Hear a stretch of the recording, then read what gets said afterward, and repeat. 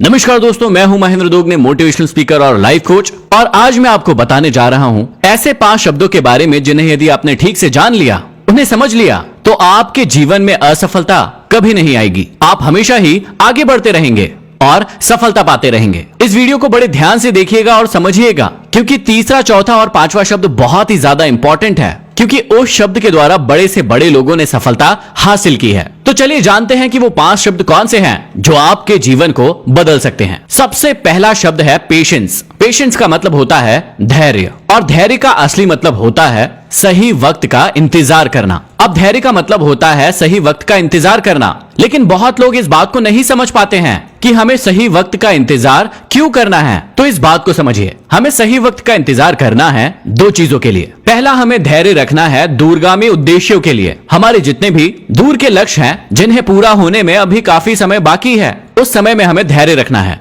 और दूसरा धैर्य रखना है हमें कठिन समय में, जब भी हमारे जीवन में किसी भी प्रकार की कठिनाई आती है, उस समय भी हमें धैर्य बनाए रखना है। तो इस बात को थोड़ा सा ध्यान से समझिएगा कि हमें 2 चीजों के लिए धैर्य बनाकर रखना है। पहला, हमारे दूर के उद्देश्यों के लिए, और दूसरा, हमारी जितनी भी कठिन परिस्थितियां हमारी लाइफ में आती है, उन सभी परिस्थितियों के लिए भी हमें धैर्य बनाकर रखना है। और धैर्य बनाने का साफ सा मतलब है सही वक्त का इंतजार करना। इस बात को आप अपने दिमाग में डाल लीजिए। अब कई लोग इस शब्द को जानते हैं, लेकिन ठीक तरीके से उस शब्द का प्रयोग अपने जीवन में नहीं करते हैं। बहुत सारे लोग उस बंदर की भांति हो जाते हैं जिस बंदर ने एक लड़के को आम खाते हुए देखा। अब उस बंदर को पता था कि इस आम से एक गुठली निकलेगी। उस गुठली को यदि मैं जमीन में गाड़ूंगा तो उससे एक पेड़ लगेगा और उससे मुझे बहुत सारे फल खाने को मिलेंगे। अब जब उस लड़के ने उस गुठली को फेंक दिया तो वो बंदर जल्दी से गया और उस गुठली को उठा लिया और जल्दी से एक गड्ढा खोदा और उस गड्ढे में उस गुठली को गाड़ दिया और उसके ऊपर से मिट्टी डाल दी और पेड़ के ऊपर जाकर बैठ गया। अब पेड़ के ऊपर जाकर बैठ गया और देखने लगा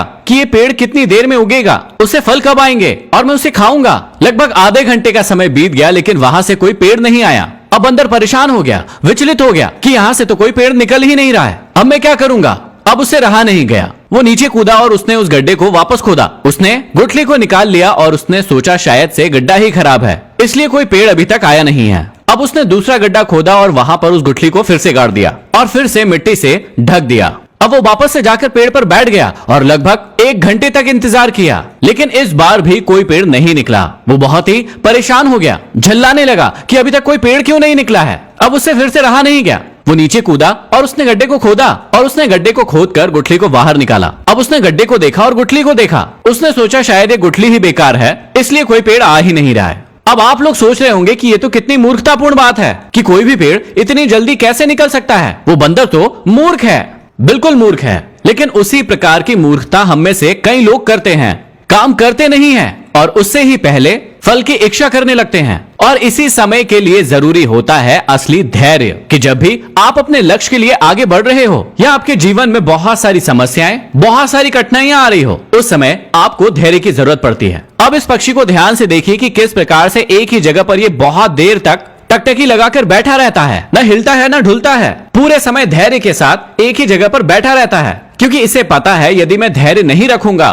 तो मैं खाना नहीं खा पाऊंगा, आज मुझे भोजन बिल्कुल नहीं मिलने वाला है। सिर्फ और सिर्फ उसके धैर्य के कारण ही उसे उसके दिन का भोजन मिलता है। यदि वो धैर्य ना रखे तो उस दिन वो भूखा ही रह जाए। अब शेर को भी ध्यान से देखिए, यदि ये शेर धैर्य ना रखे और धैर्य के साथ एक जगह ना बैठे और ना तकता रहे तो ये भी भूखा रह जाएगा, क्योंकि ये कभी भी इस प्रकार से शिकार नहीं कर पाएगा। उसके धैर्य के कारण ही वो अच्छा शिकार कर पाता है और खुद के साथ अपने पूरे परिवार का पेट भर पाता है। यदि ये सब्र ना रखे तो इन्हें कभी भोजन मिल ही ना पाए, और यदि भोजन नहीं मिलेगा तो बहुत ही जल्दी ये मर जाएंगे। उसी प्रकार हमारे जीवन में भी हमें अपने लक्ष्य को प्राप्त करने के लिए बहुत ज्यादा धैर्य की आवश्यकता होती है, और यदि हम उस धैर्य को रख के काम करते हैं तो हम अपने जीवन में सफल होते हैं। हमेशा अपने जीवन में याद रखिएगा कि कठिन परिस्थिति में आपका व्यवहार लोगों को दिखाता है कि आपका चरित्र कैसा है, और आपके चरित्र में सबसे पहली चीज होना चाहिए सब्र। दूसरा शब्द जो आप सभी के जीवन के लिए बहुत ही ज्यादा जरूरी है और हर वक्त आपके साथ जरूर होना चाहिए,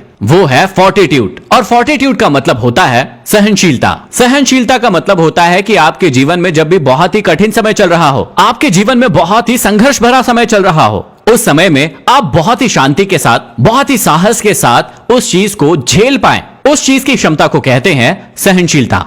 आप में से बहुत सारे लोग ऐसे होंगे जिनमें बिल्कुल भी सहनशीलता नहीं होती है। यदि आपके जीवन में थोड़ा भी कुछ हो जाता है तो आप बिल्कुल सहन नहीं कर पाते हैं। और आपने हमारे समाज में बहुत बार ये चीज नोटिस भी की होगी। कई बार आपने ऐसी न्यूज सुनी होगी कि किसी बच्चे के कम नंबर आने पर या कम परसेंट बनने पर उसने आत्महत्या कर ली। ये क्या है? ये सहनशीलता का ना होना ही है। कई बार आपने अपने दोस्तों के बीच में भी देखा होगा कि यदि किसी का ब्रेकअप हो जाता है तो वो उस चीज को सहन नहीं कर पाता है और अपने जीवन में एक गलत कदम उठा लेता है। जीवन में सहनशीलता का होना बहुत ही ज्यादा जरूरी है, क्योंकि इसके बिना आप कोई भी बड़ा लक्ष्य जीवन में हासिल नहीं कर सकते हैं। क्योंकि जब भी आप अपने जीवन में लक्ष्य को हासिल करने के लिए जाएंगे तो ऐसी बहुत सारी परिस्थितियां आपके सामने आएंगी जहां पर आपको बहुत सारे संघर्षों का, बहुत सारी कठिन परिस्थितियों का सामना करना पड़ेगा। और उस समय यदि आपके अंदर सहनशीलता नहीं है तो आप कभी भी आगे नहीं बढ़ पाएंगे। कई लोगों के मन में यह प्रश्न भी आ रहा होगा कि हम सहनशीलता को कैसे डेवलप कर सकते हैं। ऐसी कौन सी चीजें करें जिससे सहनशीलता डेवलप हो जाए। आप अपने आप को सहनशील बनाने की ट्रेनिंग शुरू कर सकते हैं अपने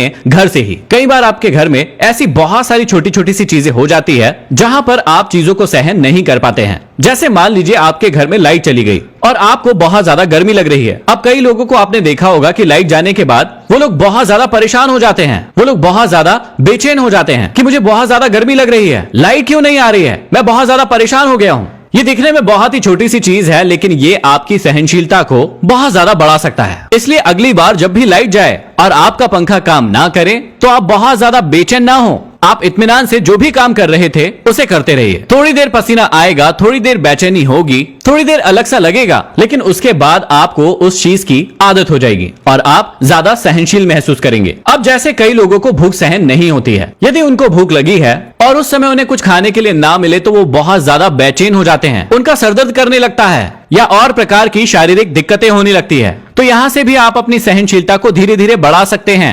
मान लीजिए कि आपको अभी भूख लग रही है और अभी आपको खाने का मन कर रहा है, तो 5 मिनट उसे डीले कर दीजिए। जब आप 5 मिनट डीले करेंगे तो अगली बार आप 7 से 10 मिनट डीले कर पाएंगे और इस प्रकार से आप ज्यादा सहन करना सीख जाएंगे। अब यहाँ पर मैं आपको भूखा रहने के लिए बिल्कुल भी नहीं कह रहा हूँ। आप बिल्कुल पेट भरकर खाइए, लेकिन अपनी सहनशीलता को भी धीरे धीरे बढ़ाना सीखिए, क्योंकि अभी तो आपके पास भोजन उपलब्ध है, लेकिन लाइफ में जब आप आगे बढ़ने के लिए जाएंगे और आपको घंटों मेहनत करना पड़ेगा, तब हो सकता है कि कई बार आपको सही समय पर भोजन उपलब्ध ना मिले और उस समय आपको सहनशील होना ही पड़ेगा, क्योंकि आपके साथ बहुत सारे ऐसे लोग होंगे जो आपसे इंस्पायर हो रहे होंगे और उस समय आपकी ये छोटी सी हरकत बहुत बड़ा नुकसान पहुंचा सकती है। अब इस चीज को हम गांधी जी की एक बात से बहुत अच्छे तरीके से सीख सकते हैं, जो कि कई लोग गलत तरीके से लेते हैं। गांधी जी ने कहा था कि यदि कोई व्यक्ति आपको एक गाल पर थप्पड़ मारे तो आप अपना दूसरा गाल भी आगे कर दीजिए। यहाँ पर गांधी जी क्या समझाना चाहते हैं, थोड़ा समझने की कोशिश कीजिएगा। गांधी जी यहाँ पर हमें कई बातों के साथ साथ सहनशीलता को भी सिखाना चाहते हैं। यदि कोई व्यक्ति आपको एक गाल पर थप्पड़ मार रहा है और आप में इतनी सहनशीलता है कि आप अपना दूसरा गाल भी आगे कर दें, इसका मतलब आप बहुत सहनशील व्यक्ति हैं। लेकिन कई लोग इस सहनशीलता वाली बात को समझ ही नहीं पाते हैं और वो कहते हैं कि यदि कोई व्यक्ति मुझे एक थप्पड़ मारेगा तो मैं उसे 100 थप्पड़ मारूंगा, मैं क्यों थप्पड़ सहूं। अब मैं यहाँ पर आपको थप्पड़ खाने के लिए बिल्कुल नहीं कह रहा हूँ, लेकिन मैं यहाँ पर समझाना चाहता हूँ कि किस प्रकार से आप अपनी सहनशीलता को डेवलप कर सकते हैं। सहनशीलता के ऊपर बुद्ध की भी एक कहानी बहुत ही फेमस है। एक बार वो अपना सत्संग दे रहे थे और सत्संग के बीच से किसी एक व्यक्ति को उनकी बात पसंद नहीं आई और वो बहुत ज्यादा गुस्सा हो गया। वो बुद्ध पर चिढ़ गया और वो कहने लगा कि तुम्हारे जैसा बेवकूफ व्यक्ति तो मैंने जीवन में कभी नहीं देखा है। वो व्यक्ति बुद्ध के करीब गया और उन पर थूक दिया और वो वहां से चला गया। इस बात को देखकर जितने भी और लोग सत्संग सुनने के लिए आए थे, जो बुद्ध को बहुत ज्यादा मानते थे, वो बहुत ज्यादा गुस्सा हो गए और बुद्ध से कहने लगे कि आप अभी भी मुस्कुरा रहे हैं, वो व्यक्ति आप पर थूक कर चला गया है और आप अभी भी हंस रहे हैं। ऐसा आप कैसे कर सकते हैं? आप हमें आदेश दीजिए, हम उसके हाथ पैर तोड़ देंगे और उसे आपके सामने लेकर आएंगे। लेकिन बुद्ध ने मुस्कुराते हुए जवाब दिया कि ऐसा करने की बिल्कुल भी जरूरत नहीं है। वो व्यक्ति अपने विचारों में कहीं न कहीं सही होगा, इसलिए उसे मेरी बातें गलत लगी और इसीलिए उसने ये किया। लेकिन हमें उस व्यक्ति के साथ ऐसा कुछ करने की कोई जरूरत नहीं है। अब रात हो गई और वो व्यक्ति अपने घर गया। घर जाकर जब उसने अपनी बातों के बारे में सोचा तो उसे अपनी गलती का एहसास हुआ और उसे इस गलती का भी एहसास हुआ कि किस प्रकार से मैंने बुद्ध के साथ बहुत ही गलत काम किया है। अगले दिन वो व्यक्ति वापस से प्रवचन में आया और बुद्ध के पैरों में जाकर गिर पड़ा और उनसे माफी मांगने लगा कि कल मुझसे बहुत बड़ी गलती हो गई और आप मुझे माफ कर दीजिए। बुद्ध उसी प्रकार से मुस्कुरा रहे थे और उन्होंने कहा कि तुमसे कोई गलती नहीं हुई है, तुम अपने विचारों में सही थे, लेकिन जब तुम्हें पता चला कि तुम्हारे वो विचार सही नहीं हैं, तब तुम्हें अपनी गलती का एहसास हो गया और यही जीवन के लिए काफी है। इस प्रकार से ये दूसरा शब्द भी आपके जीवन के लिए बहुत ही ज्यादा जरूरी है और इसे आपको अपने जीवन में हमेशा साथ लेकर चलना चाहिए। तीसरा शब्द जो आपके जीवन के लिए बहुत ही ज्यादा जरूरी है वो है परसिस्टेंस, मतलब निरंतरता। और निरंतरता का मतलब होता है पेशेंस प्लस सस्टेन एफर्ट। अब ध्यान से समझिएगा कि पेशेंस का मतलब होता है सब्र, सस्टेन का मतलब होता है बनाए रखना और एफर्ट का मतलब होता है प्रयास। तो जब भी आप कोई काम करने जाते हैं और अपने प्रयास को लगातार बनाए रखते हैं और वो भी सब्र के साथ, तो उसे ही कहते हैं निरंतरता। इसका मतलब होता है कि कभी भी जीवन में हार नहीं मानना और लगातार चलते रहना। आप सभी ने बचपन में वो खरगोश और कछुए की कहानी जरूर सुनी होगी और वो कछुआ इसी चीज को फॉलो कर रहा था। चाहे वो बहुत ही धीरे धीरे दौड़ रहा था, लेकिन उसे पता था कि यदि मैं लगातार सब्र के साथ अपने प्रयासों को जारी रखूंगा तो शायद मैं सफलता हासिल कर पाऊंगा। और हुआ भी वही था। आपने इस वीडियो को कई बार देखा होगा जहां पर एक व्यक्ति एक दौड़ में दौड़ रहा था और वो बहुत ही तेजी से दौड़ रहा था, बहुत आगे था, लेकिन अचानक उसके पैरों में कुछ ऐसा हुआ जिसकी वजह से उसको बहुत ज्यादा तकलीफ हुई और उसका दौड़ना पूरी तरीके से बंद हो गया। उस व्यक्ति ने हार नहीं मानी, वो व्यक्ति चलता रहा, वो व्यक्ति धीरे धीरे आगे बढ़ता रहा। उसने अपने धैर्य को बनाए रखा, उसने जितनी भी तकलीफ थी उसे सहन किया और धीरे धीरे करके वो आगे बढ़ता रहा। इस बात को देखकर जितनी भी जनता वहां पर बैठी हुई थी वो उसे मोटिवेट करने लगी, चीयर अप करने लगी और उसके प्रयास को सराहने लगी। उस व्यक्ति ने हारने के बाद भी हार नहीं मानी। उसने अपनी परसिस्टेंस को, मतलब अपनी निरंतरता को जारी रखा और अपनी क्रॉस लाइन को पूरा किया। वो व्यक्ति हार जरूर गया, लेकिन लोगों के दिलों में राज कर गया। अब आपको अपने जीवन में जीत मिलेगी या हार मिलेगी, ये इस बात पर डिपेंड करेगा कि आप कितनी निरंतरता के साथ अपने जीवन में अपने लक्ष्य के लिए आगे बढ़ते रहें। अगला शब्द जो आपके जीवन के लिए बहुत ही ज्यादा जरूरी है वो है परसेवरेंस। इसका मतलब होता है लगन और लगन का मतलब होता है परसिस्टेंस प्लस सेल्फ मोटिवेशन। अब परसिस्टेंस का मतलब आपको पता ही है कि इसका मतलब होता है पेशेंस प्लस सस्टेन एफर्ट्स, और यदि इसी में आप और जोड़ देंगे सेल्फ मोटिवेशन तो इसका मतलब होता है परसिवरेंस, मतलब लगन। देखिए, जीवन में मोटिवेशन दो प्रकार के होते हैं। पहला होता है बहुत ही थोड़े समय के लिए आपको मोटिवेशन चाहिए, मतलब शॉर्ट टर्म मोटिवेशन, और दूसरा होता है बहुत ही लंबे समय के लिए आपको मोटिवेशन चाहिए, जिसे कहते हैं लॉन्ग टर्म मोटिवेशन। अब शॉर्ट टर्म मोटिवेशन क्या होता है इसे समझिए। जब आपको एग्जाम देने ही जाना है, आपको पता है कि 1 घंटे के बाद आपका एग्जाम है और उस समय आपके दिल में, आपके दिमाग में बहुत ज्यादा बेचैनी होती है और उस समय आपको बहुत ज्यादा मोटिवेशन की जरूरत पड़ती है और उस समय उस मोटिवेशन के लिए आप जो भी काम करते हैं उसे कहते हैं शॉर्ट टाइम मोटिवेशन। उस समय आप गाने सुनते हैं या किसी से बात करते हैं या किसी के मोटिवेशनल वीडियोस देखते हैं ताकि आपके अंदर वो ताकत आ पाए, ताकि वो आप एग्जाम क्रैक कर पाए। लेकिन जब आपको बहुत अच्छे से पता है कि आपका लक्ष्य अभी बहुत ज्यादा दूर है और उसे प्राप्त करने के लिए आपको बहुत ज्यादा मेहनत करना है, मान लीजिए कि एग्जाम है 3 साल बाद या 4 साल बाद और उस 4 साल के लिए आप अभी से तैयारी करना शुरू कर रहे हैं, तब आपको एक लॉन्ग टर्म मोटिवेशन चाहिए और वो आपके अंदर होना बहुत ज्यादा जरूरी है। अब इसे एक रिसेंट के एग्जांपल से बहुत अच्छे से समझते हैं। मान लीजिए कि नीरज चोपड़ा ने जो गोल्ड लाए हैं उसके लिए वो काफी सालों से मेहनत कर रहे हैं, तो काफी सालों से जो मेहनत कर रहे हैं उसके लिए उन्हें जरूरत पड़ी होगी लॉन्ग टर्म मोटिवेशन की, जिसके लिए उन्होंने बहुत सारी मेहनत की होगी। लेकिन सोच कर देखिए कि जिस दिन उन्हें गोल्ड मिलने वाला था और उनका लास्ट थ्रो वो फेंकने के लिए जा रहे थे, उससे ठीक पहले जो उनके अंदर हो रहा होगा उस चीज को काबू करने के लिए उन्हें शॉर्ट टर्म मोटिवेशन की जरूरत पड़ी होगी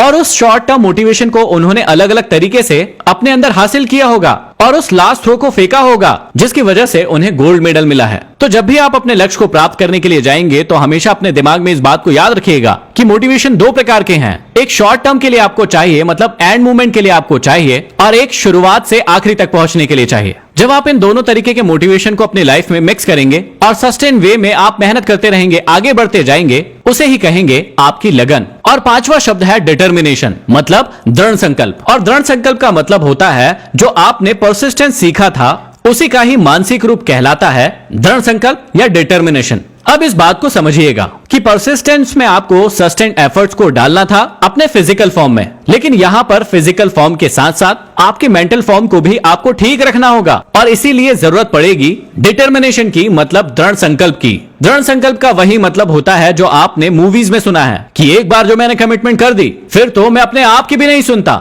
लेकिन आपके जीवन में इससे थोड़ा सा उल्टा होता है कि कई बार आप कमिटमेंट कर देते हैं और कई बार आप अपने आप की ही सुन लेते हैं और उस कमिटमेंट को या फिर उस दृढ़ संकल्प को कभी निभाते ही नहीं है। दुनिया में जितने भी सफल लोग हुए हैं उन्होंने अपने लक्ष्य के लिए दृढ़ संकल्प लिया था और उस संकल्प को पूरा करने के लिए अपने पूरे एफर्ट डाल दिए थे, जो इन 5 शब्दों से आप भी अपने जीवन में कर सकते हैं और आप भी एक बड़ी सफलता को हासिल कर सकते हैं। इन 5 में से कौन से ऐसे गुण हैं जो पहले से आपके अंदर थे और ऐसे कौन से गुण हैं जो अब आप अपने अंदर लाना चाहते हैं, मुझे कमेंट बॉक्स में कमेंट करके जरूर बताइएगा। और इस वीडियो से आपको क्या क्या सीखने को मिला है जो अभी तक आप नहीं जानते थे, वो भी मुझे जरूर बताइएगा। इस वीडियो को लाइक और शेयर जरूर कीजिएगा ताकि और भी लोग इस बात को समझ पाएं। और हमारे चैनल को यदि अभी तक सब्सक्राइब नहीं किया है तो सब्सक्राइब भी कर लीजिएगा। अगले वीडियो में फिर मिलते हैं किसी नए टॉपिक के साथ, तब तक के लिए धन्यवाद।